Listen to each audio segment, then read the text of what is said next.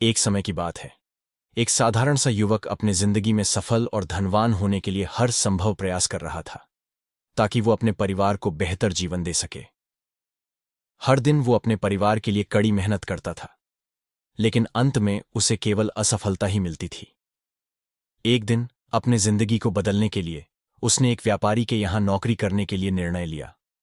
व्यापारी एक बहुत ही बेईमान और झूठा व्यक्ति था, लेकिन फिर भी सब लोग उसकी जी हुजूरी करते थे, क्योंकि उसके जितना धनवान पूरे नगर में कोई ना था।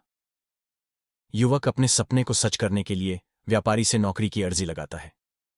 व्यापारी थोड़ा सोचता है और फिर कहता है, मुझे और नौकर रखने की कोई जरूरत नहीं है।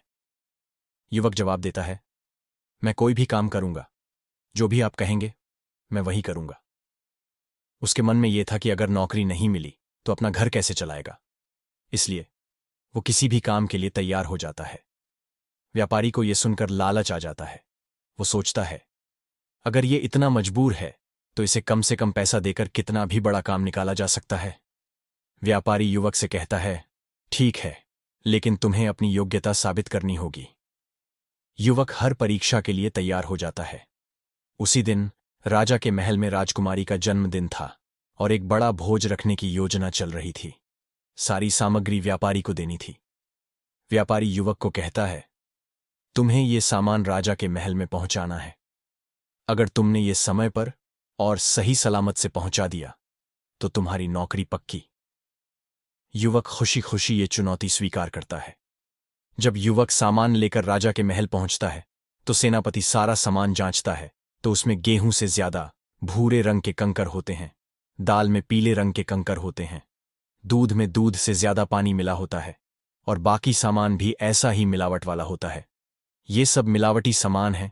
जानकर युवक समझ जाता है कि व्यापारी कितना धोखेबाज व्यक्ति है और वो इतना धनी कैसे है। सेनापति युवक को धोखा देने की कोशिश में अपराधी घोषित करता है और राजा से मृत्युदंड देने की धमकी देता है। युवक उसकी बहुत मिन्नत करता है कि उसका कोई दोष नहीं है।